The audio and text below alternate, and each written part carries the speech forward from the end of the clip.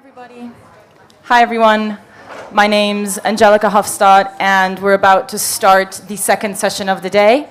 It is my absolute pleasure to start the next session on climate resolutions, ending the war on the natural world. Above me, you'll see the code for Slido, so please feel free to drop in any questions that you might have during the session or answer any live polls as well that we might have going on. I want to welcome everybody here in the fantastic audience in Glasgow, as well as everybody sitting at home attending digitally as well through our platform. Without further ado, please join me in welcoming the speakers for this amazing session: Diwi Valiente, Jamie Hunter, Diana Lupera, Durbla Ashok, and Maya Sanbar.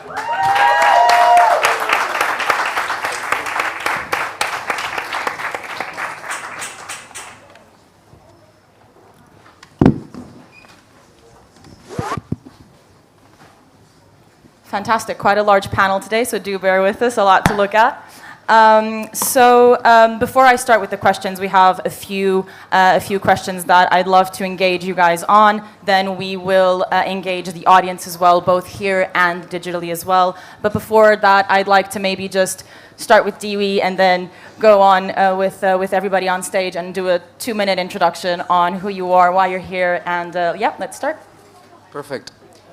My name is Diwi Valiente, but you can call me Diwi. It's much easier, like Kiwi, but with a D. And I'm part of the indigenous Guna people from Panama. I am also the head of sustainability at the Ministry of Tourism in Panama, and I've been working as a climate activist since the first time I went to One Young World in Dublin. I work specifically with indigenous peoples to make awareness and inspire action on climate change through art, but most specifically empowering women and local communities. We have been talking about climate change for so long, and there is still a lot of people that don't know what climate change is. And I feel that through art, art that connects you, makes you feel, and it doesn't matter what language it is, you can then actually start taking action if you get inspired. Thank you. Awesome. So hi everyone, my name is Durbla Ashok. I come from Pakistan. I am attending COP because I think it's really important that the voices, especially young voices from Global South, are represented. I'm working with a foundation called Plant for Planet, and as the name suggests, we have just one mission: we plant for planet. So we have been working in the space since 2009, and trying to push planting to whole new level, and excited to be here and looking forward to the panel. Thank you.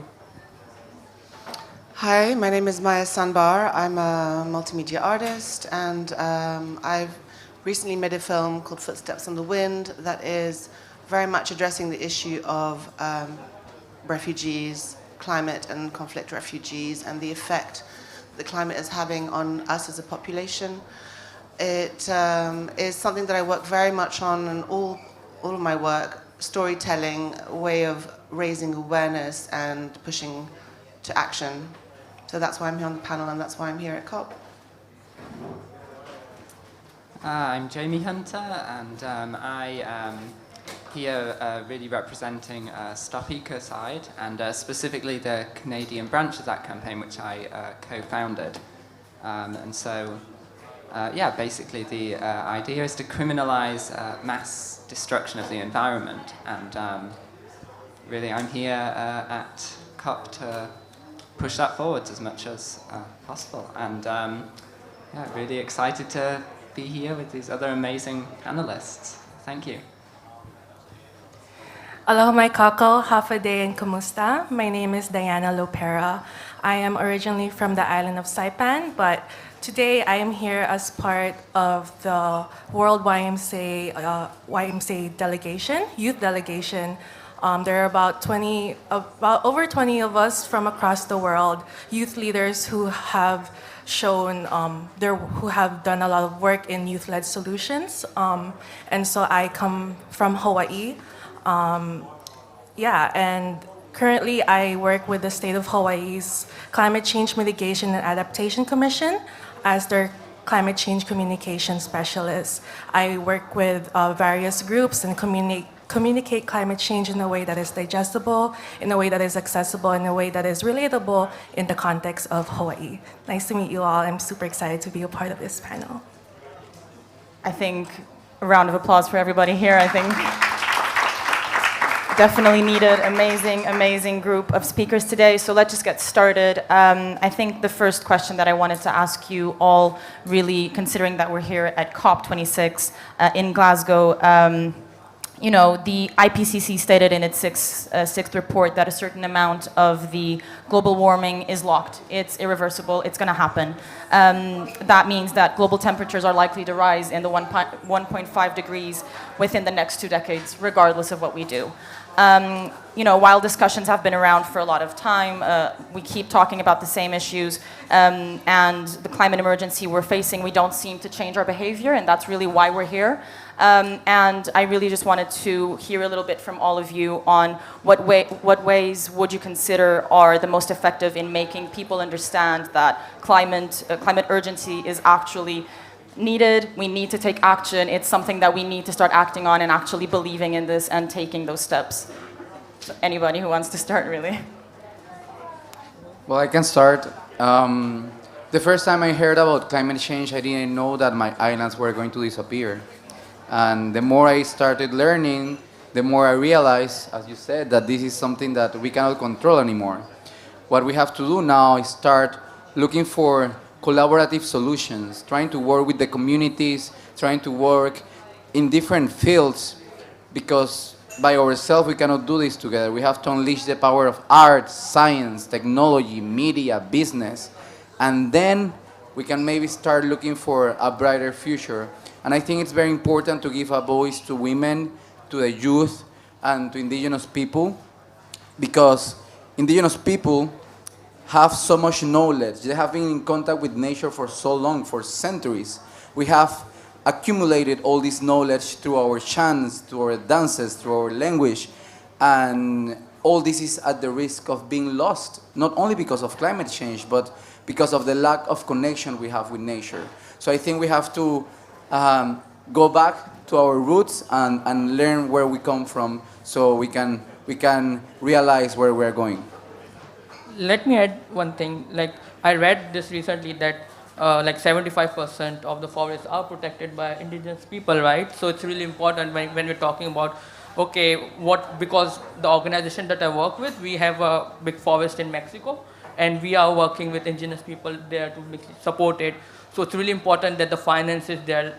Like a couple of days ago, there was like a finance day in COP. So when we look at what kind of solutions are already out there, most of the times what happens is you are not actually providing the means for those solutions to thrive on. You can say, okay, these are there already, but at the same time, I think looking at a financial perspective is also very important, like how can we improve the situations on the ground. So thank you. Yeah, I would add to that about mentality, about mind frame, what you said earlier. I think it's very important to change the way that we think about it and raise awareness through art and financial structures that can enable it. Engaging with the youth and indigenous populations is really very important because they're at the forefront.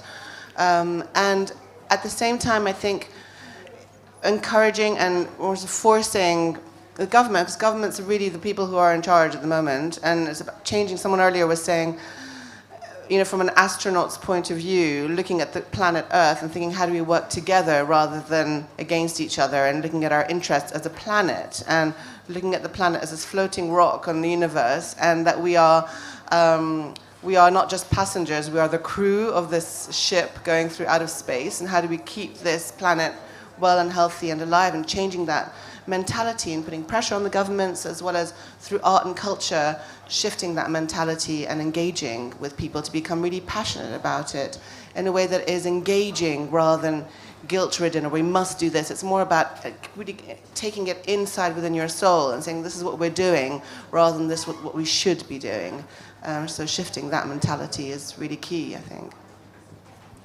Yeah, to build on that, I would definitely add that, you know, kind of consciously or subconsciously, we kind of follow what those in power are doing and saying, and so we really need those in positions of power, you know, in government. But I'd say also in business and in other positions of power to step up and really change their mindset around it and change what they're doing, and in that way it'll be more possible for others to follow. Right now we're seeing most of the leadership coming from those who are not in positions of power generally.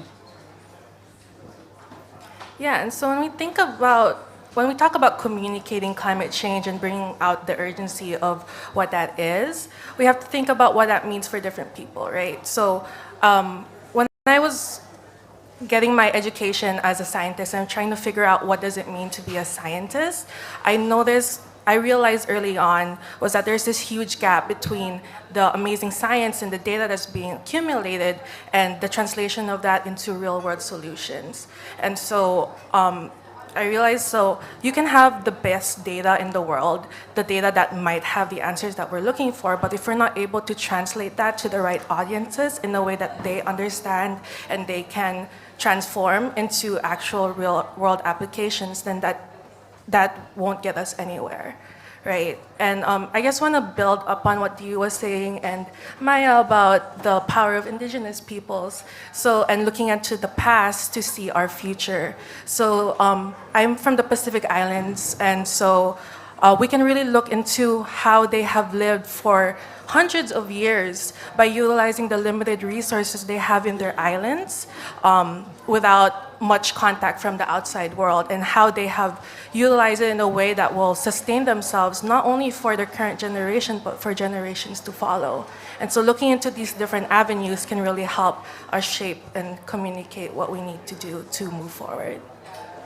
I love that you say that. I think your point about science and the data and what do you do with that data. And there's been so much talk in the last couple of years with everything that's been going on with the news about what is the truth. You know, how do we find the truth with all the information that we're being shown and thrown at us? What is the truth?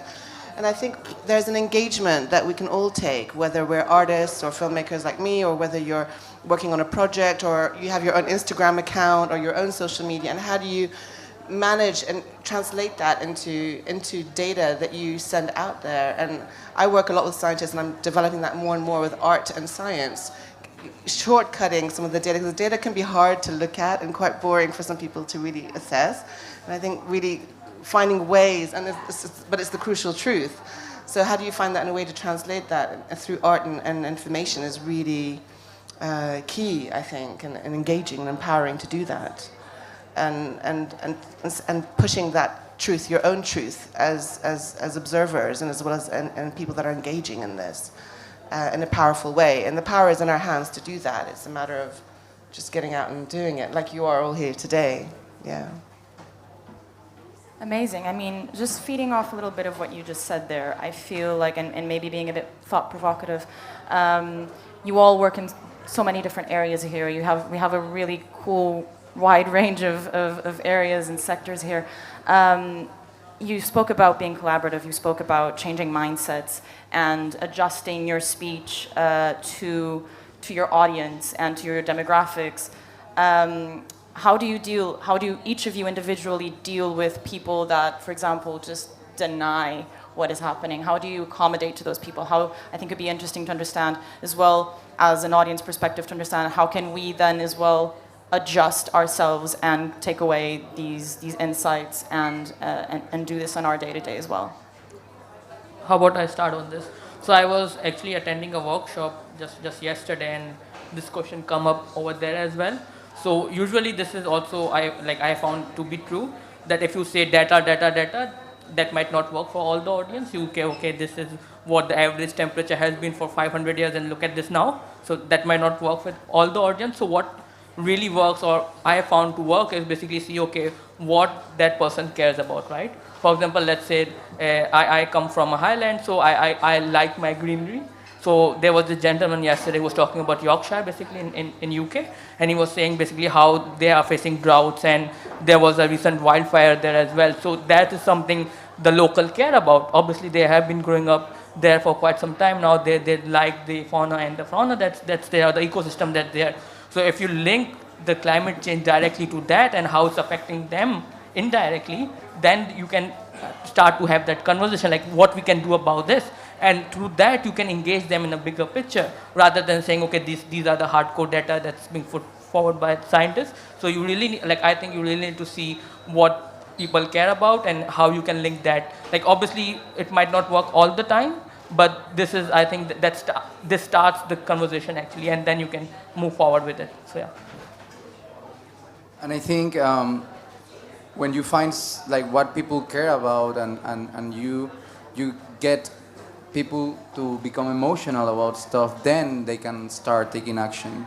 That's why for me, the work I've been doing the last 6 years is very focused on art, and we have worked already with over 30 artists, which we bring into my islands to work together in workshops with the indigenous people, because even they didn't know what climate change was. Like the indigenous people that are losing their islands, I didn't know what climate change was.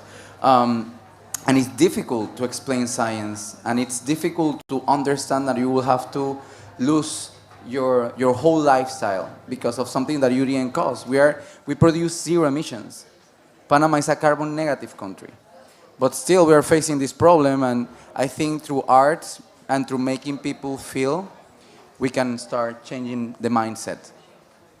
Yeah, I think emotion is key, absolutely, to kind of engage with it. And informing and engaging from the heart is very important. Yeah, I think it's a moment in which you want to engage the world leaders where it hurts, you know, like where does it hurt, and understanding where, because the people who are really responsible for it are, you know, the US, Europe, and China, and those three big blocs need to really work together and find solutions rather than competing, because the nations like yours, for example, that are being affected are the ones that are not causing it. So how do we again go into this kind of planetary view, and that these strong natures that have the strongest GDP, and how do they take responsibility for it? And it's very interesting because the United Nations was created like 75 years ago after the Second World War, thinking no more wars, that's why we're doing the United Nations. And I've recently done an exhibition with the UN for UNHCR, and the people there are really working hard to make the world a better place, but the governments are very much, they use their veto power. It's very crippling for the United Nations to do the work that they really want to do. So it's really going back to that 70 years ago, we wanted to work together as a planet, and how are we isolating each other again? And finding a way around to going back to that initial, we are together on this planet, how do we make that work on a governmental level, and putting pressure on our, like, write to your MPs, write to people, like, do everything that you can do, because it all matters, it all counts. Yeah, I think definitely kind of building off that with people who might deny climate change. It really is all about connections. How can we connect with them? And I think a lot of the time they're denying it because they're fearful of something, whether it's the future that might happen if we don't do something, or whether it's because they're worried about their job, or something like that. And really connecting with them and coming up with solutions. And I think a lot of the time people are scared to really think about this because we often don't talk about solutions. We just talk about the problem, and that's difficult for people to really connect with. Yeah, and it's so hard to start talking about the solutions if we don't even start these conversations, right? So it starts with a conversation. So just something that you guys all touch on is connection, right? Connecting the dots to climate change. Climate change is not an isolated issue. It encompasses so many different issues that we are facing around the world today. It's a socio-economic issue, an environmental issue. There's connections to public health. So when we talk about climate change, it's important that we build upon these issues that people are already familiar with, right? Because climate change, oh yeah, it's so big, we have all these big data, but what does that mean for me? And sometimes that's hard to make those connections if the data shows super wide, like big scale super big scale findings, but then there's not really that connection to the individual.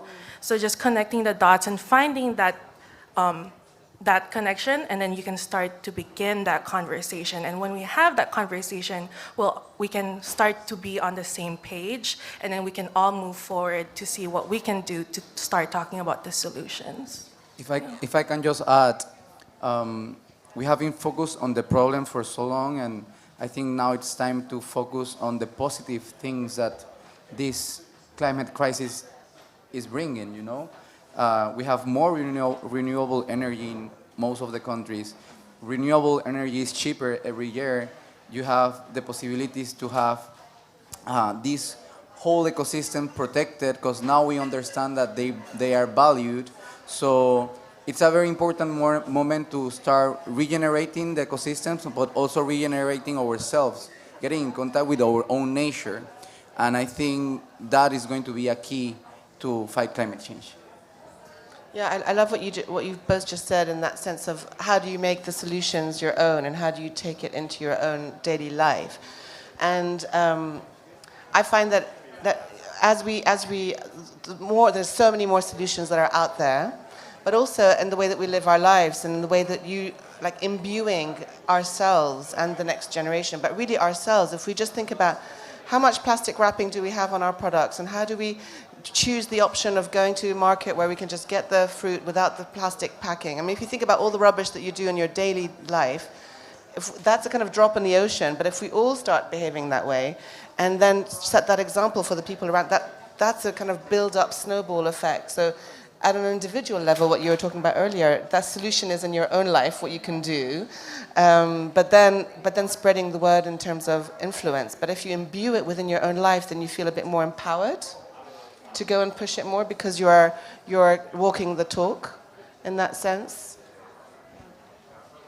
Absolutely. I feel like as well, focusing on solutions that you all mentioned, focusing on that positive solution, how to get out of this problem that we're in, and touching as well on what Maya mentioned earlier about the huge differences and unbalance north-south and the responsibilities between all of our countries, and who exactly creates all of these emissions and all of the different consequences. You know, the World Bank has estimated that climate change and the issues that we're facing today could push millions and millions of people into extreme poverty by 2030, which is this huge deadline that we're all looking at. What is required by, you know, all of these different stakeholders that we've mentioned here, so government, communities, individuals, all of the different parts of the communities that we do have to involve. How can we create this, the fact that the disproportionate affecting low-income communities specifically can be resolved? How can we address that? I know there was a lot of words and thoughts in that. If that wasn't clear, let me know. I'm so sorry. How can we solve the fact that low-income communities are actually a lot more impacted by climate change, and the fact that, you know, climate change is going to push a lot of people into extreme poverty? How can we address that now with all of the stakeholders that we have? I mean, I've got to say, I made a film about that, in the sense that it was really interesting during COVID times how, you know, some people got vaccine earlier than other people. There's an imbalance in the world. Whatever we do at the moment, there's a big imbalance, whether it's financial, economic, opportunity-based as well. Opportunities are not there for many people and many nations as well, who are just as bright and just as capable, and there is that disproportionate view. It's about raising awareness of it. So, you know, there's going to be more and more poverty linked to climate change. There is, you know, crops are drying up. We all know this. There's going to be more refugees, climate refugees. In that sense, how do we welcome them? How do the nations responsible and stronger create a structure in which people are respected and welcomed in a way in which they can contribute to new societies, in a way that we all respect each other as human beings, and, you know, one race, which is the human race, and how do we work together on that? So again, mind frame, but I would say in terms of the question is, how do we do it? We do it by talking in all grassroots organizations and then partnering those up with larger organizations and social responsibility. So the social responsibility of these larger organizations having to partner and mentor and work with grassroots organizations, that's a really important thing that we can start to push for, is pairing up. You know, if you're doing work in a certain country, then you have to pair up with this other grassroots organization, and you have to do this, and creating a structure in which we push for these kinds of concrete steps to take place.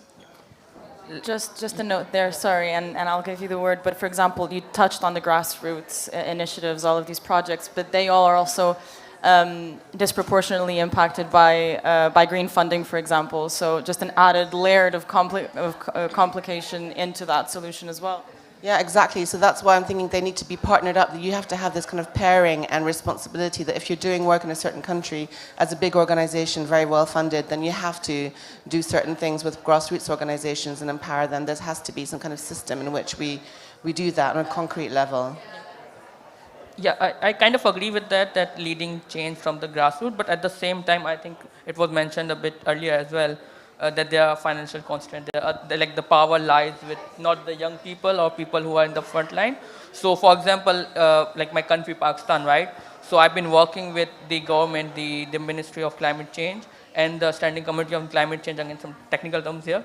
But I've been working with them for the past 2 years. And one of my main agenda is to bring more young people on the table, so that can be a very effective way to communicate, okay, because most of the frontline people or the young people or the indigenous people are working on the front line, but they are not being supported by the government, right? Unless they are on the table, and not just because of show that they need to fill, like, let's say, 2 seats with indigenous people or young people.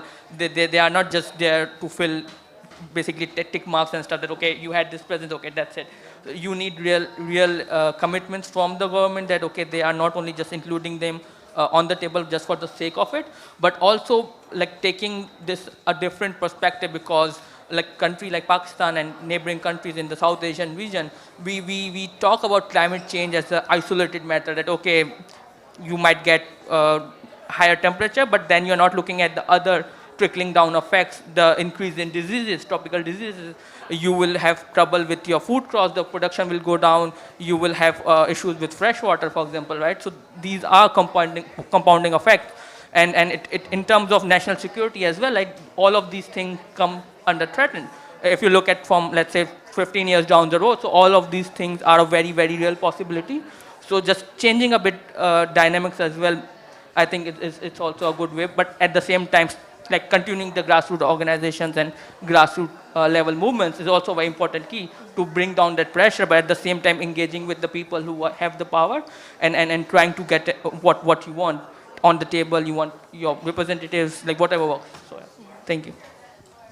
And so, like, whether like the frameworks and the policies we have with the current governments and the current world leaders, what do they have for these marginalized communities? So for example, as sea level rise continues to take our coast in Hawaii, the people that live in Hawaii, that live in these coastlines, who may not have the resources to adapt and move more inland, what do we have in place? What process do we have for them in order to not continue to carry the burden of the impacts of climate change when they are the ones that least contribute to it, right?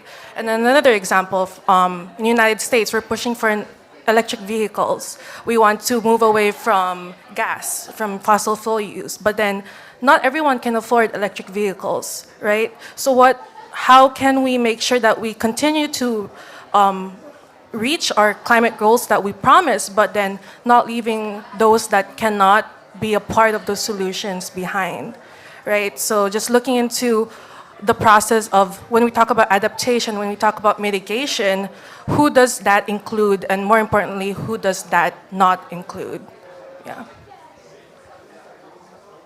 I also think, just to add something, we have to start looking for new economic models that actually empower people and are based on traditional knowledge and the knowledge of their ecosystems, in order to find new ways of improving the lives of these communities and giving them access to finance that is really sustainable and not just someone giving money for the sake of it.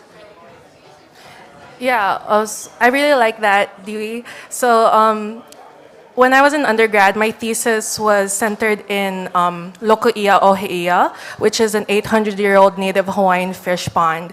And this fish pond once provided sustenance for over 1 million people of Hawaii. And so looking at this other places of knowledge, there's this native Hawaiian proverb, an olelo no eau. I can't say the original proverb, but basically it roughly translates to not all knowledge is learned in one school.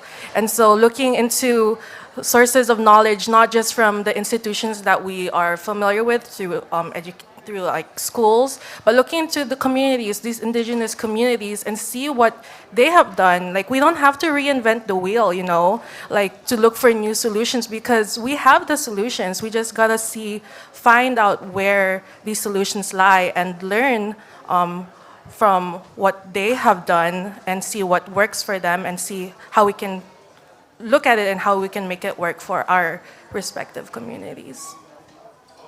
I love that. I love the proverb that you use. I think that's a really good takeaway from all of this conversation. It doesn't all come from the same place, and we just need to integrate it, and fair share of accountability and involving every part of the community in this conversation ultimately. I wanted to obviously open up the conversation to the audience. Before we do that, I just want one last question from you guys. What would you consider to be the two most effective actions that young people today can take away from this conversation, from COP26, from this day right here, right now? What can we do to fight this and actually get some action going? No pressure at all. It's just two.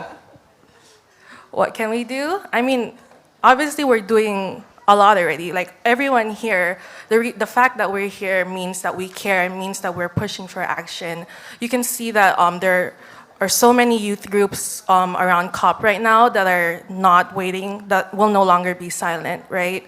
Like, we will no longer wait for us to grow up, to have the fancy titles, to have the years of experience, because climate change, we are experiencing it already. And so what we are doing, our words are so valid, because this is the futures that we will be inheriting, that we will inherit tomorrow. And so climate change is not going to wait for us to grow up, so why should we, you know?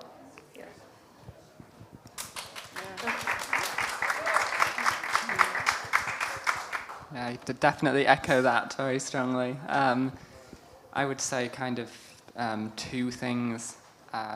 I'd say action and learning. So take action in some way. And find something which really speaks to you and take action on it. And then alongside that, learn and expand your kind of knowledge about what we can do and what the solutions are. And yeah, I guess those two kind of sum it up quite well. Yeah, I love that. I would say empower yourself, because you are a drop in the ocean, but the drop in the ocean, every single drop makes the ocean. The ocean doesn't exist without the drop. So decide on what kind of drop you want to be. Do you want to be one that has certain kinds of elements to it or another? Find the one thing that you are passionate about. Like, there's so many different areas to this solutions. We're not going to call it the problem anymore. We're going to call it the solution. And find part of the solution that you want to be a part of, and then become really passionate about it. Join a group that is passionate about that very same thing. And as you come together, you grow that. So I would say a takeaway to anyone who's joining this challenge is you have the power in your hands. And I think everyone's realizing that. And with social media and with how we can cross borders through messages, I mean, the way that we can communicate worldwide on certain key issues. So it's not about what nation you belong with, and it's about what cause you believe in. So it's cross-national, about a cause and about one solution that you want to be a part of. So decide on that, go for it, live it in your everyday life, and it will make you happy. It'll make you happier to be doing something, because you feel like, oh my God, this thing is on my shoulders, it's so huge and I can't do anything about it. You can shift that mentality into, I can do something, and it is so true, so possible. I mean, everyone here and everyone who's here, there's so many people out on the street doing things, and all of that really does make a difference, and it does put pressure, but it also, working with scientists and government, finding those solutions. The Dalai Lama, I worked on a project with him, he said to me, you know, when you're good and doing good actions and kindness, it's not that it's good for other people, it's just good for yourself. Because it creates really good, again, science, it creates really good vibes in your brain. And your brain makes a healthier person. So just do it for yourself just as much as for everyone around you and the planet as well. Yeah.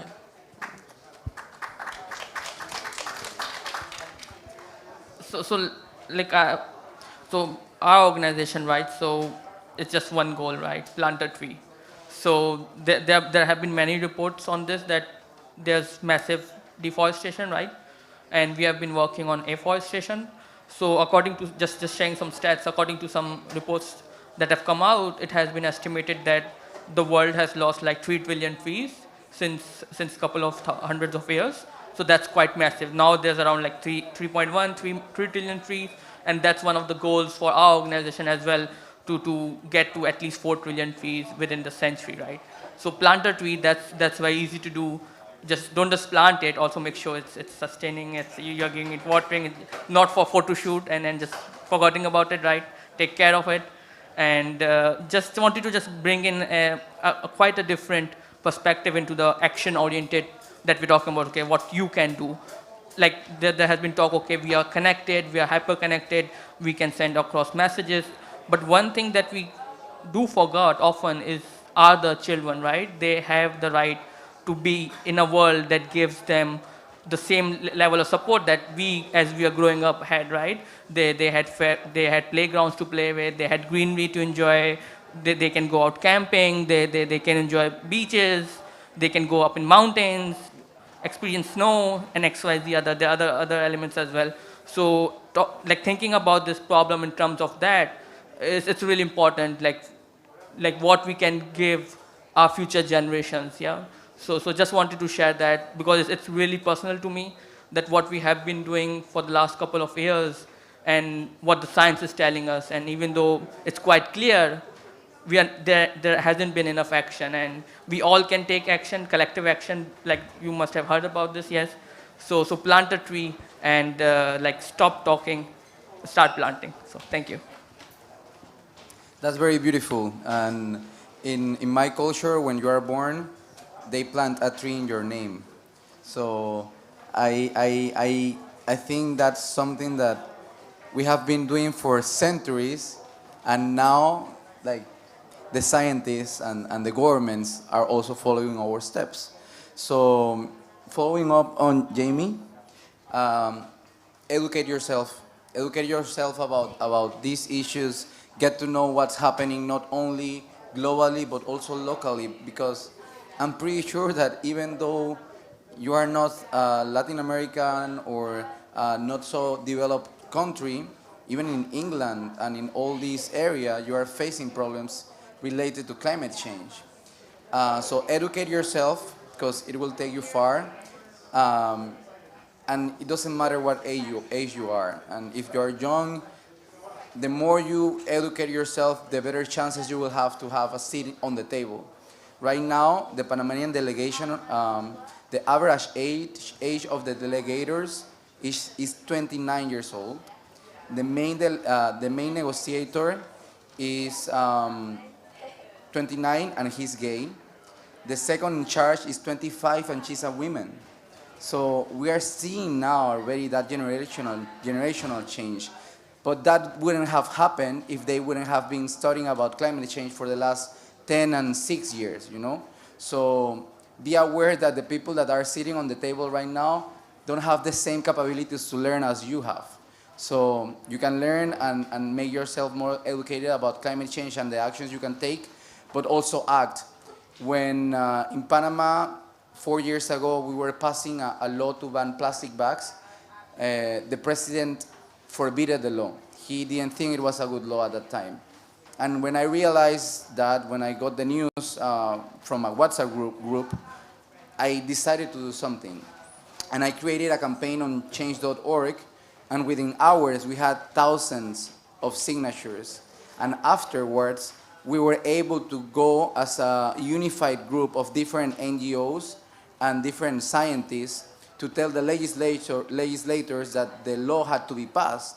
And nowadays, the law is a reality. We don't have plastic bags in Panama. But that was because of this small step of making a small text, putting in change.org, and sending it to a bunch of people. So educate yourself and start acting. I mean, amazing. Just to wrap up, basically, keep learning, plant a tree, talk to people around you, be a drop, and act now. Just action is now, don't wait.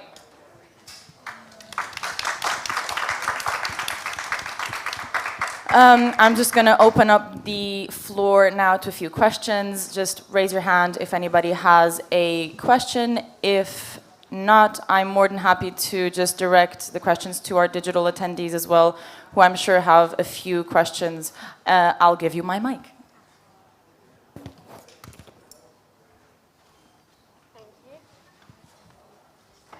So we have loads of questions coming in online.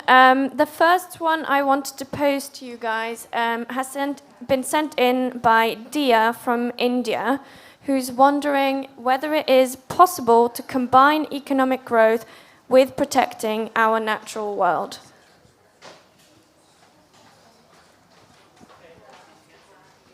Yeah, I think we come back to the solutions, that there are...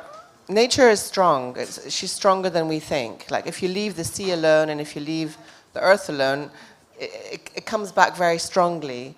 We just need to leave it a little bit, you know, to kind of recover and clean it up. The sea, clean it up and let it recover, and plant. And at the same time, you want to encourage economic growth because that's jobs and that's people's livelihoods. And how do you find that balance?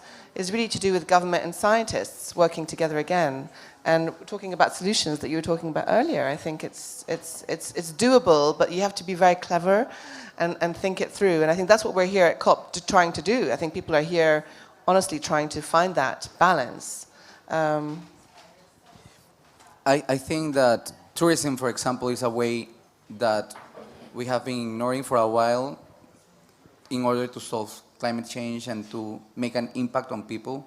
All of us travel in our countries, other countries, and when we travel, we get to experience a different environment, and we get to learn more about the world, and we get to understand that at the end, we are all connected.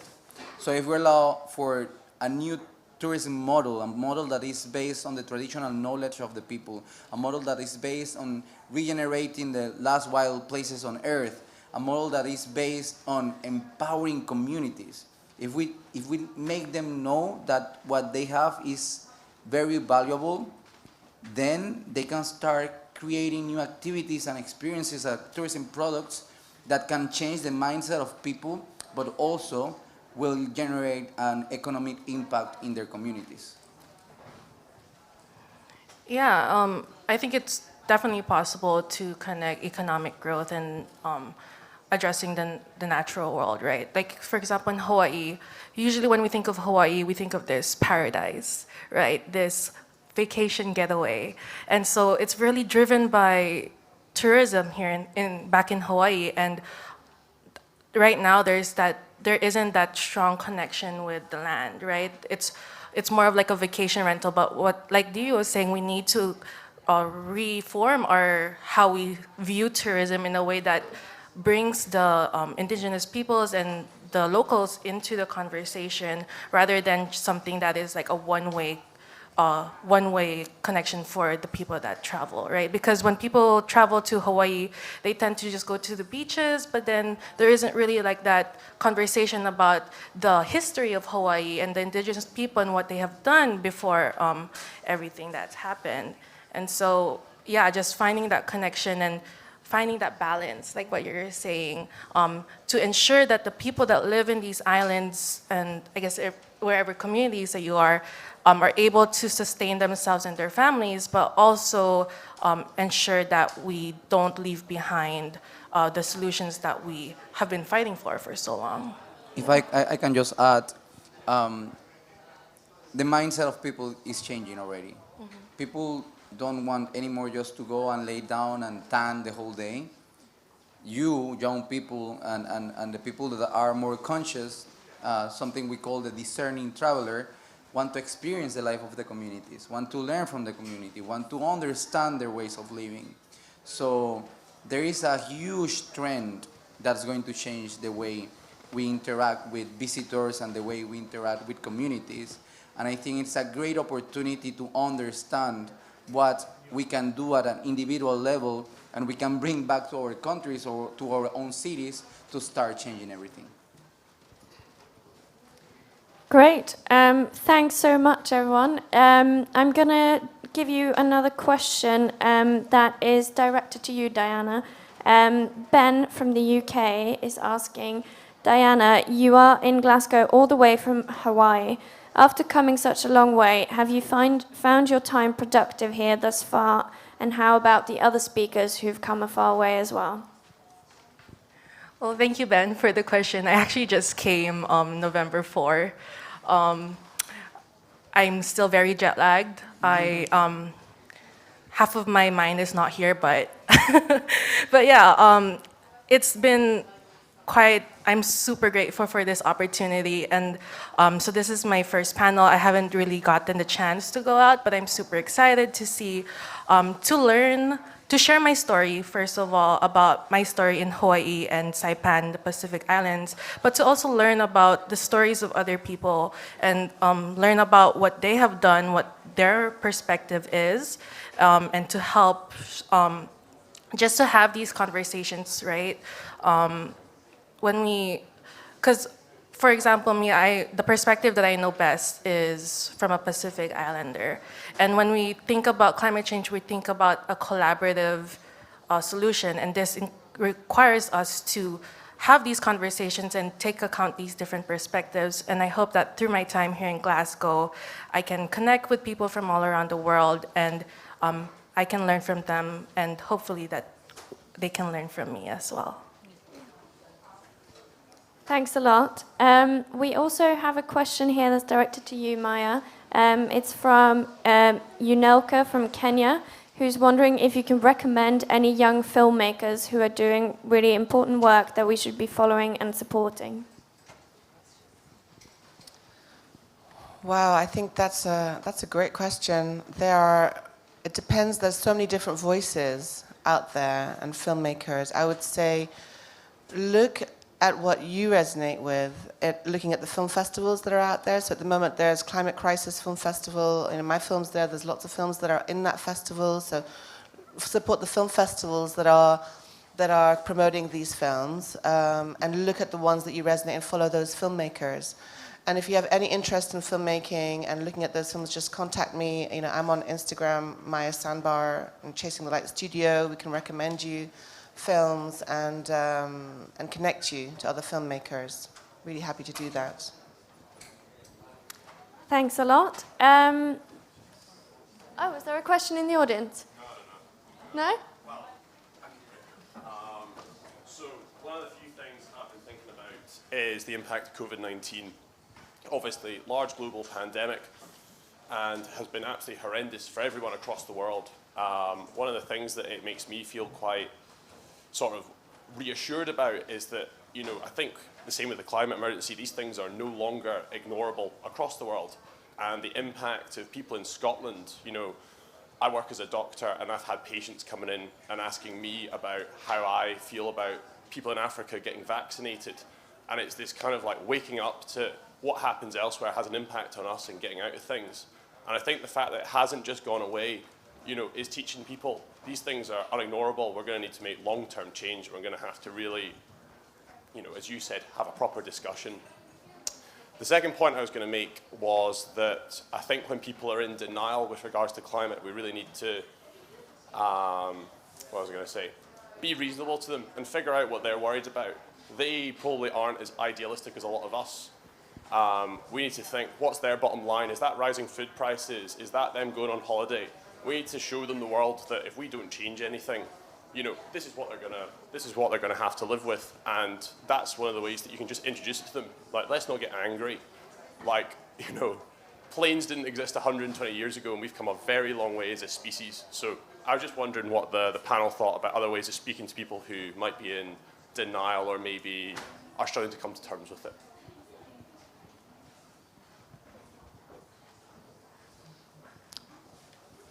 That's a great question, and anyone can. I would pick up on one of the first things that you said about COVID and being a doctor, and it's really interesting because the one thing that we've learned over the last 2 years is that there is no borders or boundaries in that sense. Like, someone from Africa and China can come here, and it just happens in a split second, you know. So a lot of my work is called Footsteps on the Wind, Voices on the Wind. You know, it's about the wind that travels. There's no borders around this planet, and so what happens in one place does affect the other. In terms of listening to others, I think you're right. There needs to be not an angry discussion, but a compassionate discussion in that sense, and listening to each other. You know, finding a place in which you listen and show the elements, but understand where the fears, because all governed by fear. What are you going to lose to do that? So really identifying the fears and how that affects that one person, and then empowering in the solution is a very good point. Yeah. Thanks for raising it. Anybody else? Yeah, so talking, so I'm a climate change communication specialist, and so I talk with a bunch of different audiences who have different mindsets, different perspectives, and really it's all about understanding who you're talking to, where they're coming from, right? You can't just show this data of like 100 years that shows sea level rise that's happening in Hawaii, and for every audience you talk to and expect them to be like, oh my God, we should do something about it, right? Because that doesn't mean, it's just numbers and graphs for them. And so really, it's a lot about empathy, you know, looking where they come from and why do they have these perspectives. And again, it's about connecting the dots. Climate change is not an isolated issue. It touches various different topics and issues all around the world. And by understanding these connections, so understanding how climate change connects to public health, to environmental issues, to the housing crisis even. Like, all of these different issues that we tend to think about in isolation are all connected. And understanding how they're connected can help us create this space of conversation rather than a hostile space where no one is being heard and nothing is being done.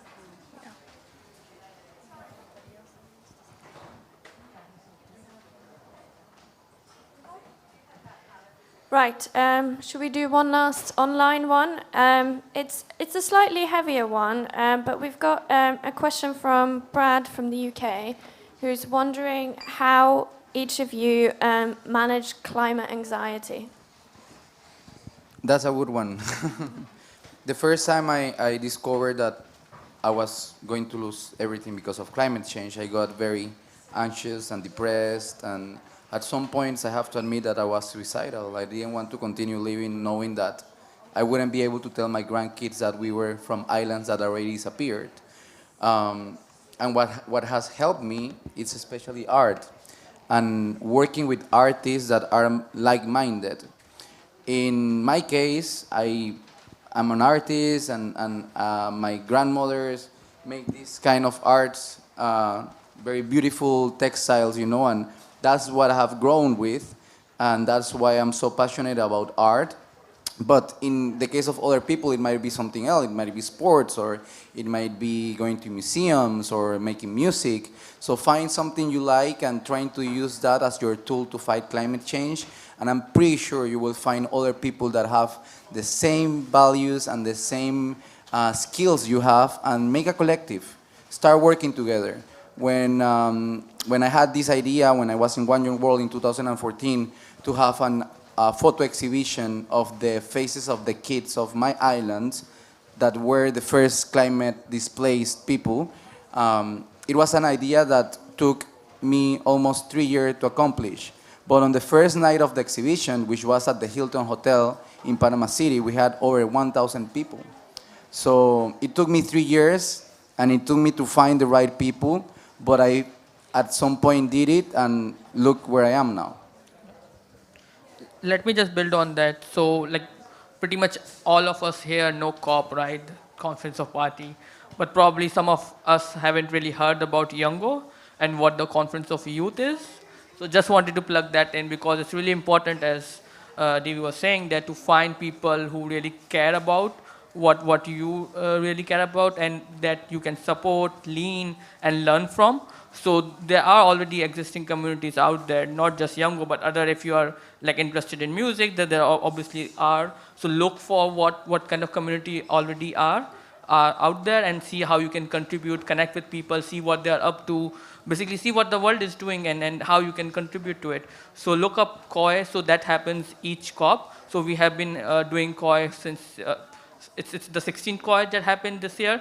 So 17, 18, and we'll continue with the COP. So if you are young people that is watching online, Google UK COI, and see what we did this year. And if you're interested, for the next year, the COP will happening in Egypt. So COI will happen there as well.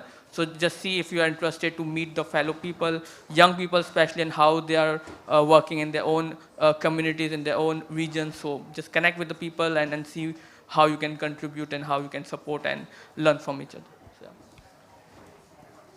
Yeah, I love what's been said about community and reaching out. I think we haven't been together for a couple of years. We haven't been allowed to be together. So it's been the psychological thing has been taking over our minds. Mental health is a huge thing, and anxiety is a huge thing about fear of catching something, but also the planet's going to dust, and what are we going to do? And I think the planet's doing great still. We just have to make sure that we keep it on the right road, I think. So just being positive about it rather than...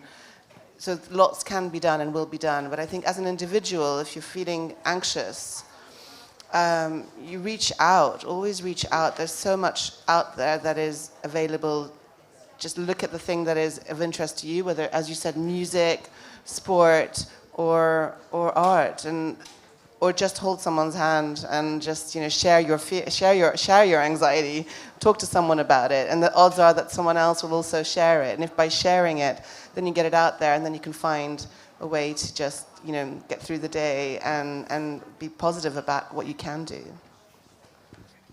Yeah, I would start by just saying that I'm really glad that climate anxiety is a topic which is being discussed now. I think it's something which many people have been feeling for a long time, but until recently it hasn't really been acknowledged as something that really exists. So, I mean, there's lots of different ways of handling it. I think for each person it's going to be different. For me personally, it's been taking action, being involved in something, feeling like I'm doing something, really kind of counters that feeling of not being able to do anything. I guess kind of going back to the drop in the ocean. It's a really good metaphor for that. So that's how I personally have managed to cope with it. Yeah, climate anxiety, that is very real. I guess I want to share how I got involved, or how I first realized that climate change was something that we need to look more into. So when I was back home in Saipan in my junior year of high school, I did a research project that studied the coral reefs in Saipan. And I fell in love with the corals, these colorful living organisms that was home to so many of the marine ecosystems found in Saipan. And so I did my project, and then a year later, I went back. And when I went back to visit the corals that I learned to love, they were all bleach. There was a coral bleaching event that basically wiped out the corals that I studied for. And so that's when I realized that the world is really changing faster than we thought, and it really gave me a lot of anxiety, right? And so something that really helped was that when I went to college, I got involved with our YMCA there. So the YMCA I'm part of is a campus-affiliated YMCA. So really a lot of the programs that we have were created and led by the youth, by students. And so because I found that sense of community, that allows me to thrive, that provides people like me a platform to do these projects to address the issues that I care about, is really helping with the anxiety of it all. Because you're a young people have so much to think about, right? We have the climate anxiety. On top of that, we have the pandemic now, and then just the struggles that come with trying to come in terms of identity and who you are and what your purpose is.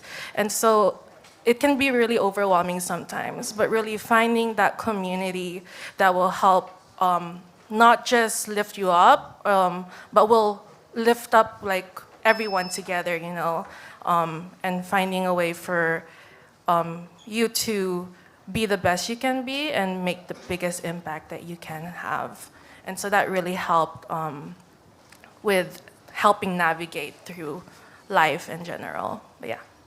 Thank you so much, honestly. Dewey, Jamie, Diana, Durlab, Maya, thank you so much for this session. It was great to have you. Thank you so much for the questions as well. Unfortunately, we don't have time for any more, but thank you so much for being here, and thank you all as well. Thank you very much. Thank you.